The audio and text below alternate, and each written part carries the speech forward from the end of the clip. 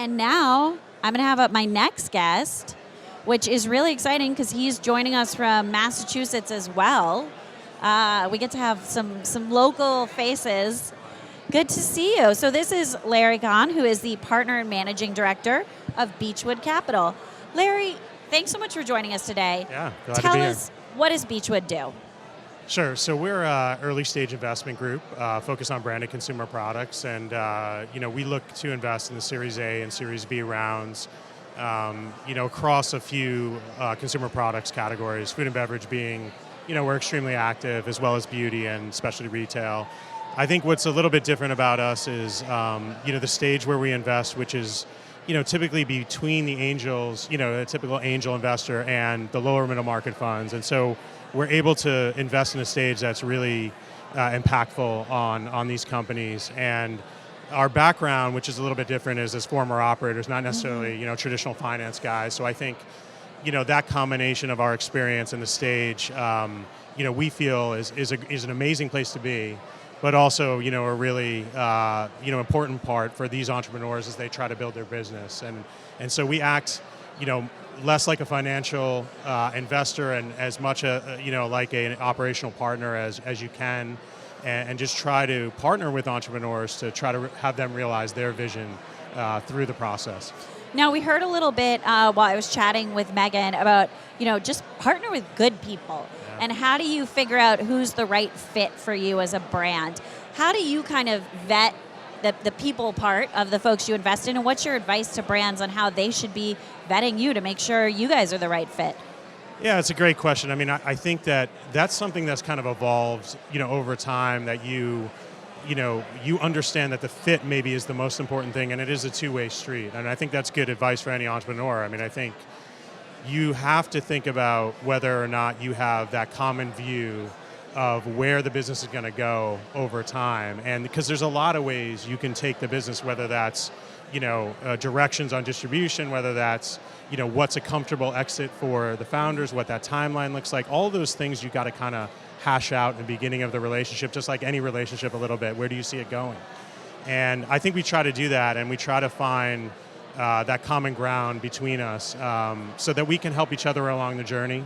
And that comfort is maybe 30 to 50% of every deal we do is trying to figure that out over time. And we've been really lucky in that way with the entrepreneurs that we've been able to partner with in our portfolio.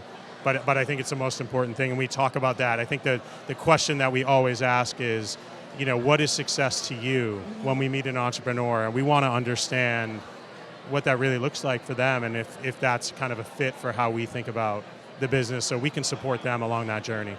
Now, that path can change, right? Yeah. When you take investment, you may say, hey, I think this is where we're going. We're going to play in these categories. And after a year or 2 years, you're like, this isn't working out. Or, hey, we see an opportunity here. Sure. How do you suggest brands go about having those conversations with their investors? Is there a way to have that makes sure that everybody is kind of, one, always on the same page, but two, they're productive conversations? Yeah. I think just the honesty of the moment is the most important thing. I think we all understand that these deals are incredibly hard. This stage where you're at is a difficult one, and so making those decisions are hard. And so that upfront and honesty about where the founders see their vision, and be able to be open to discussion around that from your partners, I think is the most important part. But I think nothing really really surprises us as we go through this stage. It's just, trying to find the people that you want to bet on and that you believe in their vision, and if that vision is going to slightly, move over time. So I don't think there's, the worry. It's just the process until where you get to that, that next focus point is the most important thing. It can be hard, though, as a CEO to ask for help, to be like, I feel stuck. I don't know what to do here, because I hear from a lot of founders when I interview them that there's a lot of pressure on them to always have the answer. What's, how do you suggest your CEOs and leaders continue to develop just as leaders? I think, always, being true to your vision, but but balancing that with the people that you have around you. I mean, that's why I think the best leaders in this business, or any of the at this stage of the entrepreneur where they are, is really trying to find smarter, more experienced people around them, and whether that's advisors or investors, and be open to to hearing their opinions. At the same time, they have to follow. The reason why this business probably is has been created is that long-term vision that the founder, or we find that the founder has really implemented into their business. And so I think that balance is important. Listening to your partners, and then being true to yourself.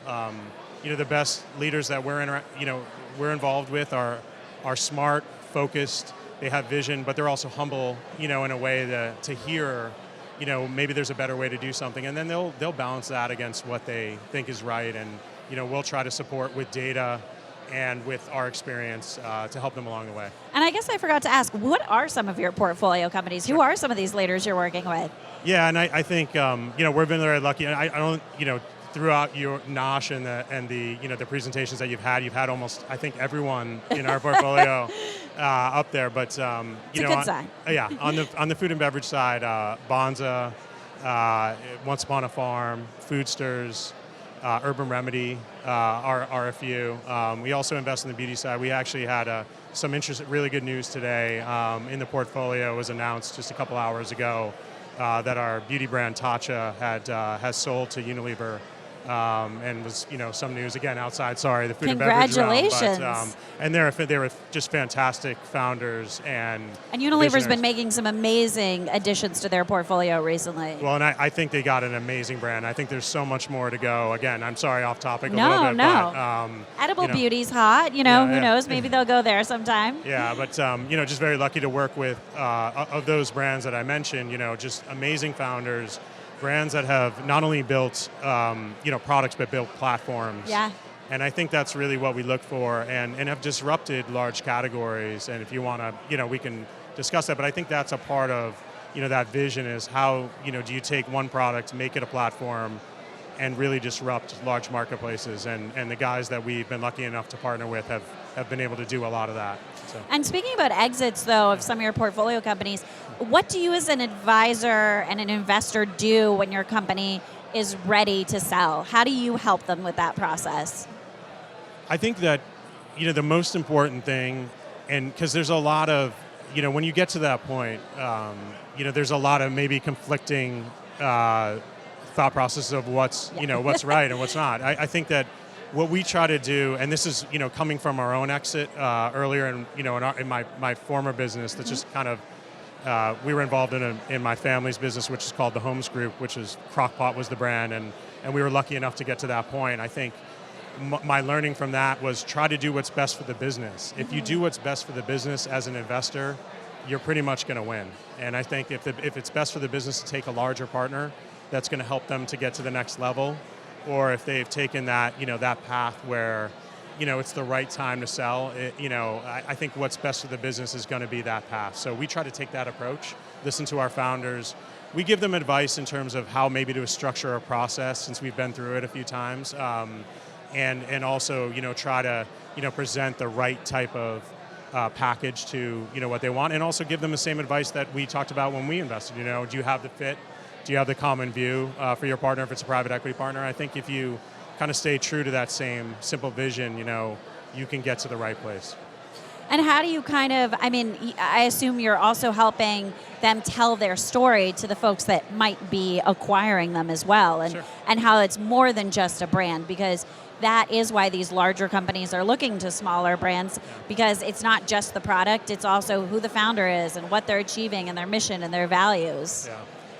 I guess, we're lucky that when you have leaders like John Foraker or Brian Rudolph or, Paul Coletta, they kind of can speak for themselves. But what we want to give is a little bit of our perspective in regard to, how we've interacted, as an investor, and, just give that kind of viewpoint on where we see the value of the business, and we try to help, tell that story because that side of the story from an investor's view is pretty important, and it's a part of the package, So I think we just try to be honest about, about our experience and where we see the brand going, and a lot of our brands, we're hopeful, like a Once Upon a Farm, where a larger fund may come in, a later stage fund may come in and continue to progress the business. That's a very good thing for us as we think about capital and growth, et cetera. So we just want to play along and continue on with these guys as we go.